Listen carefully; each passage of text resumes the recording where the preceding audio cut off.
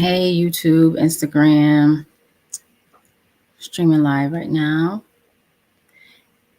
And I wanted to talk about Judas because I was watching a live the other day of my sister friend mentor slash coach the other day, and she was on the live with somebody else. Hey, Latanya. And they were talking about how do you spot the Judas in your camp? They're both entrepreneurs, they own businesses, and I'm sure they encountered a lot of Judases. And as she was talking about how do you spot the Judas, and as he was talking about spotting the Judas, I was like, man, Judas was he's the ultimate betrayer. If you believe in the Bible or not, the Bible got some good stories. So I was thinking about Judas and how he betrayed Jesus, but in reality, Jesus was sent here to do something, so somebody would have did it anyway, even if it wasn't Judas. But it was Judas. Then I started thinking about how, how when you're younger and your mom's like, everybody ain't your friend. Like there had to be some kind of signs that was showing that Judas was going to betray them. And even Jesus said it, like, one of y'all going to do it. Like, but nobody else noticed who it was going to be. And everybody was like, was it me? Is it me, Jesus? Is it me? And nobody thought that it was him. So we got to the point, hey, handcraft niche. And it was like, okay, nobody else knew Judas was going to betray. And he probably was asking the same question himself, like, well, hey, is it me? Like, so I got to the point where I was just like, dang, I was like, Judas had everything that he needed within Jesus. And like I said, if you believe in Bible or not, he had everything that he needed. So not only did he betray Jesus, he betrayed himself. And when I thought about it, I was like, that was the biggest form of self-sabotage you could have ever had, because he betrayed himself. He didn't need anything while he was with Jesus, because Jesus was Jesus. So what did he really need? But he wanted that money. And he did it for whatever the amount was. But he, in that process, betrayed himself. So he self-sabotaged himself. And I think a lot of times we look at Judas, or we look at certain people and we're like, oh, I would never do that. But a lot of times we self-sabotage ourselves in the biggest way possible. Like, you were supposed to do something 10 years ago. You said you was going to do it. You still haven't done it. Yes, because of greed. You said you were going to do it. You still haven't done it. And it's like, okay, 10 years ago, I was supposed to do that. It's just another form of you self-sabotaging yourself and not doing what you were supposed to do. Because really, yeah, they said he was supposed to be the betrayer, but at the same time, everybody hated Jesus anyway. So somebody would have done it. The job would have gotten done. But to have somebody in your camp that's supposed to be your friend, or this could be a family member, this could be your significant other, to have somebody in your camp that's the Judas. I think a lot of people, he didn't trust Jesus completely. A lot of people, you think, oh, they would never do that to me.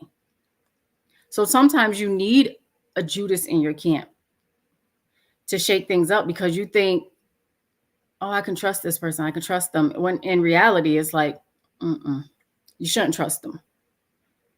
You shouldn't have them around. They shouldn't be in your circle. Because a lot of times I think people want people around, but they don't know that these are not the right people to have around. And in reality, it's like I could say to some people, I'm like, something's wrong with that person. I don't know what it is, but something's off. And they'd be like, oh, no, they cool. And I'm like, all right. And then a couple of months later, or sometimes a couple of weeks later, something hits the fan. And I'm like, everybody that comes into your life doesn't mean that they need to stay there. Doesn't mean that they need to know all your business. Because you get some people, they tell you their whole life story as soon as you meet them. And I'm just like, okay. You do this with everybody. Now you got this Judas in your camp. Now they know your whole life story. So now they know how to, for one, they know how to mess with you. Two, they know so much about you. Now they know how to play you. So Judas did two things. Judas opened my eyes to, he self-sabotaged his own self in the most, I guess you could say, most horrific way, because they say that he committed suicide after that. I don't know if that's really true or not. I've never seen it for myself. But a lot of us have everything we need to do what we need to do, and we still don't do it. And two, because this was not just about Judas betraying Jesus. It's also about you betraying yourself. When you know you need to do something, you need to get certain people out of your life. You know you need to eat better. You know you need to do certain things that you know you're supposed to do that you're not doing. To me, that is a form of self-betrayal. To some people, it might not be. But when it comes down to taking care of you and doing the things that you need to do without having everybody, why are you making that face, Latanya? Without everybody in your circle, like one person was saying they tell a lie. They tell a lie to one person and see how the lie comes back, or who it comes back to, or who or who gonna elaborate on the lie to find out who their Judas is. And I think, I mean, I've heard of people doing that before, and they come back, and you know, certain ones come back and say, well, this person said this about you, and I'm coming to you. I'm the type of person, I don't care. I'll get all of y'all together. Don't come to me with no he said, she said, because I'm getting everybody together. I do not care. If I can't call that person that said whatever, don't come tell me nothing. That's another story. But when it comes to having a Judas in your camp, you got to learn how, after a while, I feel like when you have one or two, you kind of know how to weed people out, but still give them a little bit, but not too much. Because some people, a Judas is going to be a Judas. It don't matter. Don't matter what you say to them. Don't matter how much you think you care about them and how much you think they care about you. A Judas is going to be a Judas. It doesn't matter. There's nothing you can do about it. So you have to treat them accordingly. Either you're not going to give them too much, or you're just going to cut them off altogether. I say cut them off altogether, because at the end of the day, they're going to continue to do whatever they do to sabotage you. And you know that's not your friend. You know that's not your, if you're in a relationship with them, you know you shouldn't be in a relationship with them. Because significant others, sometimes they are the Judas. Sometimes they are the biggest Judas. And people don't want to admit that, because they're in a relationship with them and they're like, no, they would never do that to me. They would never do that. And it's like, okay, I'm just going to stand by the sidelines and and watch. And when you're ready to talk about it and get that person to boot, then fine. Some people feel like that about their families. They always feel like, oh, my family would never do that to me. But all families ain't a tight-knit family. All families ain't about their family. You're right. A snake will never be an eagle. That's so true. So when it boils down to clearing out the camp, you really got to think about who you're around, what they're saying, what they're talking about when it comes to other people, and clearing out the camp.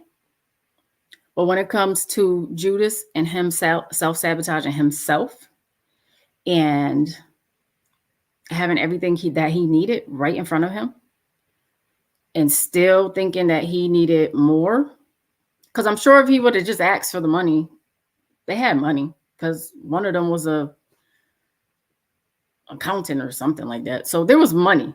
There was money somewhere, because there was money somewhere.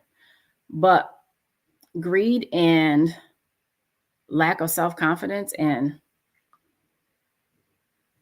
not really understanding some of the people that you have in your life, because some of you probably have really great people in your life and you take them for granted and they're there to help you. Yeah. So I think, every once in a while you need a little Judas to shake things up and keep you on your toes. Because sometimes a Judas, I had a Judas, it was a while ago, but I was very blind to the fact that, this person is a decent person and blah blah blah blah. But in reality, they were not. And I had to learn my lesson from that. But not too many people, not too many people get through. I just felt like that was a lesson because most of the time I see right through people. So I was like, what is it that you want me to learn? God, universe, whoever you subscribe to. What do you want me to learn? Because this person got through.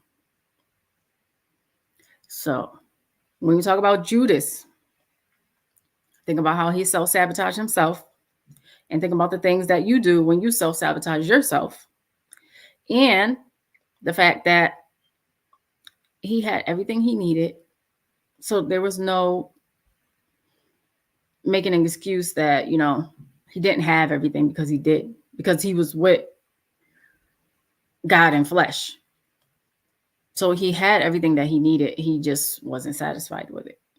So he self-sabotaged himself. And that's about it. I'll talk to y'all later.